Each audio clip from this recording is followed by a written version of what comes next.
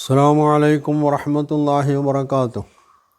അൽഹംദുലില്ലാഹി വസ്സലാത്തു വസ്സലാമു അലാ റസൂലില്ലാഹ് വഅലാ ആലിഹി വസഹ്ബിഹി അൽ ഫായിസീന ബിലില്ലാഹ് അമ്മാ ബഅദ്. സഹോദരങ്ങളെ, ഇനി ജബ്ബാർ പറയുന്ന സംഗതി, വമാ യുദ്രീക ലഅല്ലഹു യസ്സക്ക ഔ യദ്ദക്കറു ഫതൻഫഅഹു ദിക്റ. ഇവിടെ നബി സല്ലല്ലാഹു അലൈഹി വസല്ലമയോട് ഈ അന്ധനായിട്ടുള്ള മനുഷ്യനെ നീ എന്തിനാണ് അവഗണിച്ചത്? അവന് നിനക്ക് പിന്നീട് പ്രയോജനം ചെയ്തേക്കുമെന്ന് ഖുർആൻ പറഞ്ഞു എന്നാ. അപ്പോൾ ജബ്ബാറിന് യഥാർത്ഥത്തിൽ താൻ എന്താണ് പറയുന്നത് എന്നതിനെ സംബന്ധിച്ച് പോലും ഒരു ബോധമില്ലായ്മ ഉണ്ട് എന്നുള്ളതാണ് ഇതിന് മനസ്സിലാക്കേണ്ടത്. ഇവിടെ വമാ യുദ്രീക ലഅല്ലഹു യസ്സക്ക ഔ യദ്ദക്കറു ഫതൻഫഅഹു ദിക്റ എന്നതിൻ്റെ ആശയത്തിലെവിടെയും ഇദ്ദേഹത്തെ നീ അവഗണിച്ചതെന്തുകൊണ്ട് എന്ന് ഖുർആൻ ചോദിക്കുന്നുള്ളത് ശരിയാണ്. പക്ഷെ അദ്ദേഹം നിനക്ക് പ്രയോജനപ്പെട്ടേക്കെന്നല്ല ഖുർആൻ പറഞ്ഞത്. തങ്ങളോട് അദ്ദേഹം അന്വേഷിച്ച ആ ഉപദേശം താങ്കൾ അദ്ദേഹത്തിന് നൽകിയിരുന്നുവെങ്കിൽ അത് അദ്ദേഹത്തിന് ഭാവിയിൽ ഉപകാരപ്പെടുമായിരുന്നു. അപ്പോൾ അദ്ദേഹത്തിന് ഭാവിയിൽ ഉപകാരപ്പെടാൻ സാധ്യതയുള്ള ഉപദേശവും തേടിയാണ് അദ്ദേഹം വന്നിട്ടുള്ളത്. അതിനെയാണ് താങ്കൾ അവഗണിച്ചിട്ടുള്ളതെന്ന് നബി സല്ലല്ലാഹു അലൈഹി വസല്ലമയെ കുറ്റപ്പെടുത്താണ് ഇവിടെ ചെയ്തിട്ടുള്ളത്. അല്ലാതെ നബി സല്ലല്ലാഹു അലൈഹി വസല്ലമക്ക് അബ്ദുല്ലാഹി ഇബ്നു ഉമ്മു മക്തൂം പിന്നീട് ഉപകാരപ്പെടും എന്ന് ഖുർആൻ ഇവിടെ പറയുന്നില്ല എന്നുള്ളതാണ്. അപ്പോൾ ജബ്ബാർ ഖുർആനിന് ആയത്ത് ഓതുന്നു, എന്നിട്ട് അതിന് ഖുർആൻ മലയാള പരിഭാഷ നോക്കി വായിക്കുന്നു, അതിൻ്റെ അർത്ഥം, എന്നിട്ട് ജബ്ബാറിന് തോന്നിയത് എന്തോ വിളിച്ചു പറയുന്നു. ഇതാണ് ഇവിടെ ജബ്ബാർ ചെയ്തിട്ടുള്ളത്. രണ്ടാമത്തെ ഒരു സംഗതി ജബ്ബാർ പറയുന്നത്, ഇതുപോലെ അബ്ദുല്ലാഹി ഇബ്നു ഉമ്മു മക്തൂമിനെ മറ്റൊരു ഘട്ടത്തിൽ അവഗണിക്കുകയോ അല്ലെങ്കിൽ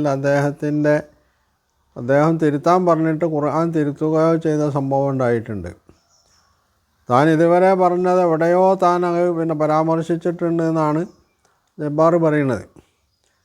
യഥാർത്ഥത്തിൽ ജബ്ബാർ പറയാൻ പോകുന്ന സംഭവം അത് മദീന ജീവിതത്തിൽ അവതരിച്ചിട്ടുള്ള സൂറത്ത് നിസായിലുള്ളൊരു പ്രയോഗത്തെ പറ്റിയാണ് ജബ്ബാർ പറഞ്ഞിട്ടുള്ളത്.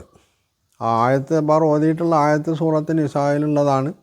ആ സംഭവവും അതുമായി ബന്ധപ്പെട്ടതാണ്. ആ പശ്ചാത്തലത്തിലാണ് ആയത്ത് ഇറങ്ങുന്നത്, അതായത് യുദ്ധത്തിൻ്റെ പശ്ചാത്തലത്തിൽ. അതിന് മക്കയിലുള്ള ഇതുമായിട്ട് ബന്ധപ്പെട്ട് ഇതിന് മുമ്പ് ഏതോ ഒരു ഖുർആൻ ആയത്തിൻ്റെ അല്ലെങ്കിൽ സൂറത്തിൻ്റെ വിശദീകരണത്തിൽ താൻ പറഞ്ഞിട്ടുണ്ട് എന്ന് പറയുന്നത് തന്നെ ജബ്ബാർ പണ്ടെന്താണ് പറഞ്ഞത് ഇപ്പോഴെന്താണ് പറയുന്നത് എന്നതിനെ സംബന്ധിച്ച് ജബ്ബാറിന് യാതൊരു ധാരണയില്ല എന്നതിന് തെളിവാണ്. താൻ ഖുർആൻ ഓതുന്നു, എന്നിട്ട് അതിന് മലയാള പരിഭാഷ നോക്കി അർത്ഥം പറയുന്നു, എന്നിട്ട് തനിക്ക് തോന്നിയതെന്തോ വിളിച്ചു പറയുന്നു. താൻ പറഞ്ഞു പോയത് എന്താണ് എന്ന് പോലും ചിന്തിക്കാൻ കഴിയാതെ പറയാത്ത കാര്യത്തെ സംബന്ധിച്ച് പറഞ്ഞു എന്ന് പറഞ്ഞു കഴിഞ്ഞിട്ട് കള്ളം പറയുന്നു. ഈ കള്ളം പറയുക എന്നുള്ളത് ഇവരുടെ ഒരു സ്ഥിരം സ്വഭാവമാണ്. അതിൽ നിന്ന് അവർ മാറുമൊന്നുമില്ല. കാരണം പുള്ളിപ്പുലിയിൽ നിന്ന് പുള്ളി മാഞ്ഞു പോകാത്തതുപോലെ യുക്തിവാദിയിൽ നിന്ന് ഈ കള്ളം പറയാന്നുള്ളത് ഒരിക്കലും മാഞ്ഞു പോകുന്നൊരു സ്വഭാവമല്ല. അത് അവർ സ്ഥിരമായിട്ട് കൊണ്ടു നടക്കുന്ന സ്വഭാവം. യഥാർത്ഥത്തിൽ ഇതുവരെ ജബ്ബാർ കൈകാര്യം ചെയ്തിട്ടുള്ള സൂറത്തുകൾ എന്ന് പറയുന്നത് അത് മക്കാ ജീവിതത്തിൽ നബി സല്ലല്ലാഹു അലൈഹി വസല്ലമയുടെ മക്കാ ജീവിതത്തിൽ അവതരിച്ച സൂറത്തുകളാണ്. ഈ സൂറത്തുകളിൽ എവിടെയും ജബ്ബാർ പറയുന്നത് പോലെ യുദ്ധമുഖവുമായി ബന്ധപ്പെട്ട് ഇങ്ങനെയുള്ള ഒരു പരാമർശത്തിൻ്റെ യാതൊരു സാഹചര്യമില്ല എന്നുള്ളതാണ് വസ്തുത. അതില്ലാത്ത ഇതുകൊണ്ട് തന്നെ ജബ്ബാർ ഈ ഇതുവരെയുള്ള സൂറത്തുകൾ കൈകാര്യം ചെയ്തപ്പോൾ അങ്ങനെ വിഷയമേ പറഞ്ഞിട്ടില്ല. പക്ഷേ നബി സല്ലല്ലാഹു അലൈഹി വസല്ലമയെ കൊച്ചാക്കി കാണിക്കേണ്ടതുണ്ട് എന്നതുകൊണ്ട് ജബ്ബാർ ഒരു കള്ളം പറഞ്ഞുകൊണ്ട് ഞാൻ പണ്ടങ്ങനെ പറഞ്ഞിട്ടുണ്ട് എന്ന് പറഞ്ഞിട്ട് അതുകൊണ്ട് വിവരിക്കുക ചെയ്യണത്. ആ സംഭവവുമായി ബന്ധപ്പെട്ട് ആ സൂറത്ത് കൈകാര്യം ചെയ്യുമ്പോൾ നമുക്ക് അവിടെ വെച്ച് പറയാം. അതിന് കവിഞ്ഞ് ഇപ്പോൾ അതിനെ സംബന്ധിച്ചൊന്നും പറയാൻ പോകുന്നില്ല. അപ്പോൾ ജബ്ബാർ എന്ന് പറയുന്ന യുക്തിവാദിയെ സംബന്ധിച്ചിടത്തോളം താൻ പറയുന്നത് സംബന്ധിച്ച് പോലും ഒരു വ്യക്തമായ കാഴ്ചപ്പാടോടു കൂടിയല്ല ജബ്ബാർ ഇത് പറയുന്നത് എന്നതാണ് വസ്തുത. പിന്നെ മക്കാ ജീവിതത്തിൽ ഇങ്ങനെയുള്ളൊരു സാഹചര്യം ഉണ്ടായിരുന്നുവോ എന്ന് ചോദിച്ചാൽ അതുമില്ല എന്നാണല്ലോ വളരെ വ്യക്തമായിട്ട് ചരിത്രപരമായിട്ട് ഖുർആനിലെ തന്നെ അവതരണ പശ്ചാത്തലവുമായി ബന്ധപ്പെട്ട കാര്യങ്ങൾ ചർച്ച ചെയ്യുമ്പോഴൊക്കെ മനസ്സിലാക്കാവുന്നൊരു സംഗതി എന്ന് പറഞ്ഞത്. പക്ഷെ അത് ആ രീതിയിൽ മനസ്സിലാക്കേണ്ടത് ആവശ്യം യുക്തിവാദിക്കില്ലാത്തത് കൊണ്ട് യുക്തിവാദി അത് അവഗണിച്ചു തള്ളുന്നു എന്നുള്ളതാണ്. ഇവിടെ നബി സല്ലല്ലാഹു അലൈഹി വസല്ലമയെ സംബന്ധിച്ചിടത്തോളം നബി ഒരു മനുഷ്യൻ, അത് മക്കയിലെ ജീവിതത്തിൽ മാത്രമല്ല മദീന ജീവിതത്തിലായാലും യുദ്ധത്തിൻ്റെ ഘട്ടത്തിൽ മാത്രമല്ല സമാധാനത്തിൻ്റെ ഘട്ടത്തിലായാലുമൊക്കെ നബി സല്ലല്ലാഹു അലൈഹി വസല്ലം ഒരു മനുഷ്യൻ എന്നുള്ളവർക്ക് മാനുഷികമായിട്ടുള്ള സ്വഭാവങ്ങൾ, ശീലങ്ങൾ ഒക്കെ നബി സല്ലല്ലാഹു അലൈഹി വസല്ലമയിൽ നിന്നുണ്ടാവും.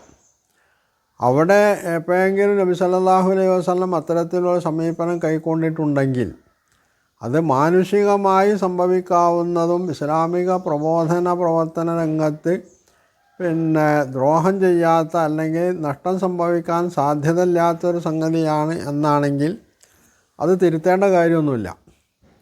അതേ അവസരം ഇസ്ലാമിക പ്രബോധന രംഗത്ത് അതുപോലെ തന്നെ ഇസ്ലാമിക നിയമനിർമ്മാണ രംഗത്തൊക്കെ ഇസ്ലാമിൻ്റെ അടിസ്ഥാന മൂല്യങ്ങൾക്കും തത്വങ്ങൾക്കും വിരുദ്ധമായിട്ട് വല്ലതും സംഭവിക്കുകയാണെങ്കിൽ അവിടെയാണ് യഥാർത്ഥത്തിൽ അള്ളാഹു ഇടപെടുന്നത്, അവിടെയാണ് ഈ തിരുത്തലുകൾ വരുന്നത്.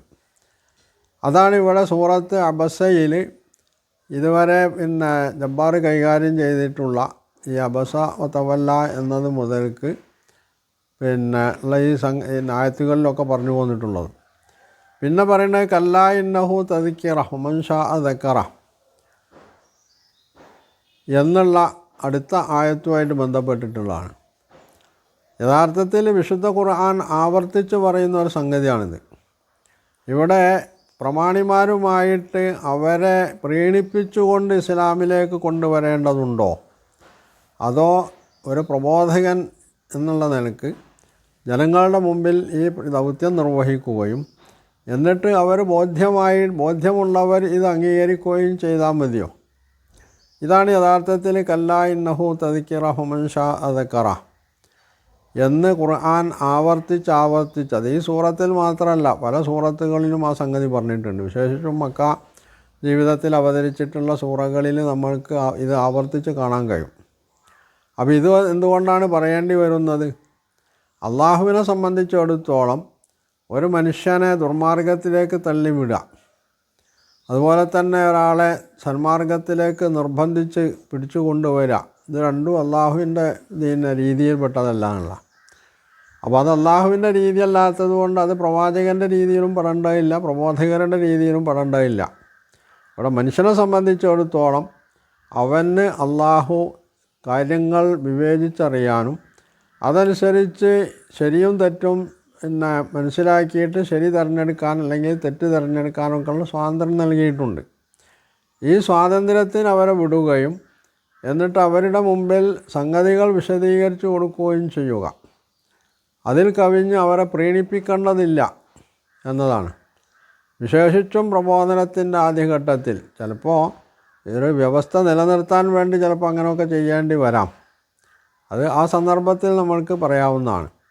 ഇപ്പോൾ ഇവിടെ കറകളഞ്ഞ വിശ്വാസത്തിൽ ഈ പ്രബോധനത്തിൽ അല്ലെങ്കിൽ ഈ ദൗത്യ നിർവഹണം അത് ശരിയായ രീതിയിൽ നിർവഹിക്കുകയും താൻ പറയുന്ന തത്വങ്ങൾ അത് പൂർണ്ണമായിട്ട് മനസ്സിലാക്കി അത് പൂർണ്ണമായി ബോധ്യം വന്ന് ആ ബോധ്യത്തിൻ്റെ അടിസ്ഥാനത്തിൽ ഇതിൻ്റെ ആളുകളായി മാറുകയും ചെയ്യുന്നവരെ മാത്രമേ ഇപ്പോൾ വേണ്ടതുള്ളൂ. കാരണം എന്താണ്? ഇവിടെ ഈ പ്രസ്ഥാനം മുമ്പോട്ട് കൊണ്ടുപോകണമെങ്കിൽ ഒരു കൂട്ടരെ പ്രീണിപ്പിച്ച് കൂടെ നിർത്തിയാൽ അത് പ്രസ്ഥാനത്തിൻ്റെ വിജയത്തിന് ഹാനികരമായിട്ടേ ഭവിക്കുള്ളൂ. ഇപ്പോൾ ഇവിടെ ആവശ്യമായിട്ടുള്ളത് ഇതിനു വേണ്ടി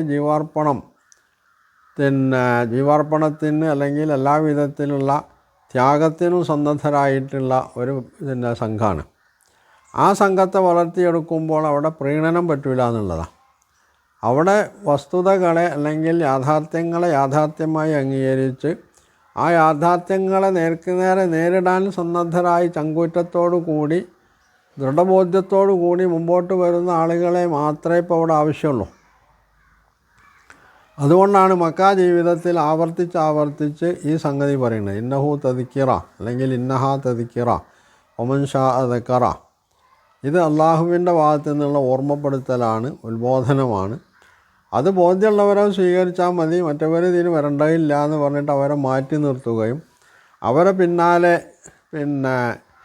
ചാക്കുമായിട്ട് നടക്കേണ്ടതില്ല, അവർ പോണ പാട്ട് പോകട്ടെ.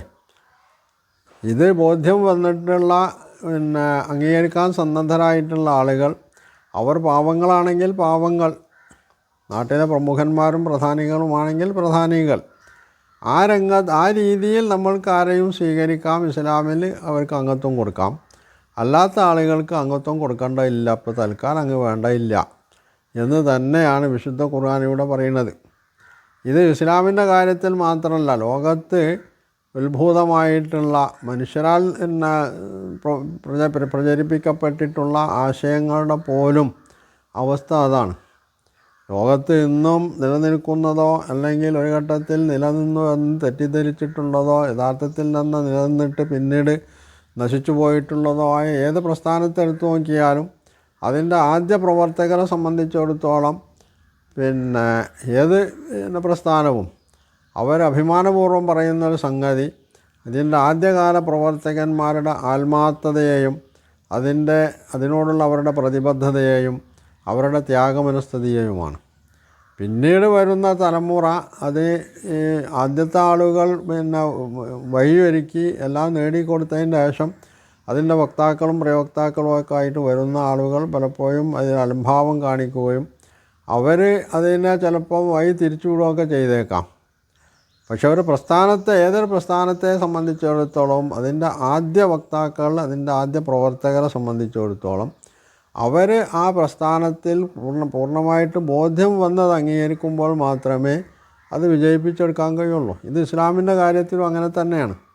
അതുകൊണ്ടാണ് മക്കാഘട്ടത്തിൽ നബി സല്ലല്ലാഹു അലൈഹി വസല്ലമയുടെ കൂടെ ഉണ്ടായിരുന്ന ആളുകളുടെ ധീരതയും അവരുടെ ക്ഷമാശീലവും അവർക്ക് ഈ പ്രസ്ഥാനത്തോടുണ്ടായിരുന്ന ആത്മാർത്ഥതയും അവരെത്രത്തോളം ഈ പ്രസ്ഥാനത്തെ സ്വന്തം ജീവിതത്തിൽ ആവാഹിച്ചു, നബിയോട് അവരെത്രമാത്രം സ്നേഹ ആദരവുകളോടുകൂടി പെരുമാറി എന്നൊക്കെ ചരിത്രത്തിൽ നമ്മൾ വായിക്കുന്നത്. അപ്പോൾ അത് ആ പ്രസ്ഥാനത്തിൻ്റെ മുമ്പോട്ടുള്ള ഗതിയിൽ ജീവസ്സുറ്റ ഒരു പ്രസ്ഥാനമായി മുമ്പോട്ട് പോകണമെങ്കിൽ ഇങ്ങനെ കരുത്തുറ്റ ഒരു നിര അതിൻ്റെ പ്രവർത്തകരായിട്ട് വരേണ്ടതുണ്ട്. അതിനുപയുക്തമായിട്ടുള്ള രീതിയിലെ ആളുകളെ കാണേണ്ടതുള്ളൂ, സ്വീകരിക്കേണ്ടതുള്ളൂ എന്നുള്ളതാണ്. അതുകൊണ്ട് ഇനി മേലിൽ ഇത്തരത്തിലുള്ള സംസാരങ്ങളോ അല്ലെങ്കിൽ കൂടിയിരിക്കലുകളോ ഒന്നും ആവശ്യമില്ല എന്നുള്ള ഒരു ധ്വനി കൂടി ഉൾക്കൊള്ളുന്നുണ്ട് കല്ലാ ഇന്നഹു തദിക്കിറ ഹുമൻ ഷാദക്കറ എന്ന് പറയുന്ന ഈ സൂക്തങ്ങൾ. അത് പ്രസ്ഥാനവുമായി ബന്ധപ്പെട്ട ഏത് പ്രസ്ഥാനമായിരുന്നാലും പ്രസ്ഥാനവുമായി ബന്ധപ്പെട്ട ആളുകൾക്ക് ബോധ്യമാവും. പക്ഷേ യുക്തിവാദികളെ സംബന്ധിച്ച് അത് ബോധ്യമാവില്ല. കാരണം എന്താണ്, അവർക്കിതിങ്ങനെ അധരവ്യായാമം നടത്തിയാൽ മതി, അതിൽ വരുന്നവർ വന്നോട്ടെ പോണവർ പോട്ടെ എന്നേ അവർക്കുള്ളൂ. അവർക്ക് ഭൗതികമായിട്ടുള്ള വേറെ ചില താല്പര്യങ്ങൾ നേടിയെടുക്കണം എന്നതിലേക്ക് കവിഞ്ഞ് ഈ ഒരു പ്രസ്ഥാനത്തെ പോലും ത്യാഗം സഹിച്ചുകൊണ്ട് മുമ്പോട്ട് നീങ്ങുക എന്നുള്ളത് അവരുടെ രീതിയേ അല്ല. അപ്പോൾ അതുകൊണ്ട് വിശുദ്ധ ഖുർആനിലുള്ള ഇത്തരത്തിലുള്ള പരാമർശങ്ങൾ അത് വളരെ അർത്ഥഗർഭമാണ്. മനുഷ്യൻ്റെ ആദർശ പ്രാസ്ഥാനിക മേഖലകളിൽ വളരെയേറെ ഈടുവെപ്പുള്ളതും വളരെ ആഴത്തിൽ സ്വാധീനം ചെലുത്താവുന്നതുമായിട്ടുള്ള പ്രയോഗങ്ങളാണ് കല്ലാ ഇന്നഹു തദിക്കിറ ഒമൻ ഷാ ദക്കറ എന്നുള്ളത്. അതാണ് ഇതിലൂടെ മനസ്സിലാക്കപ്പെടേണ്ടത്. ജബ്ബാറിനെ പോലുള്ള യുക്തിവാദികൾക്ക് അത് മനസ്സിലാവില്ലെങ്കിൽ അത് അവരുടെ ദൗർബല്യം എന്നതിന് കവിഞ്ഞൊന്നുമല്ല. അവർക്കതിൻ്റെ ആവശ്യമില്ല. അവർക്കിങ്ങനെ അധരവ്യാമം നടത്തണം എന്നുള്ള ഒറ്റ താല്പര്യമേ ഉള്ളൂ എന്നതാണ് അതിന് കാരണം.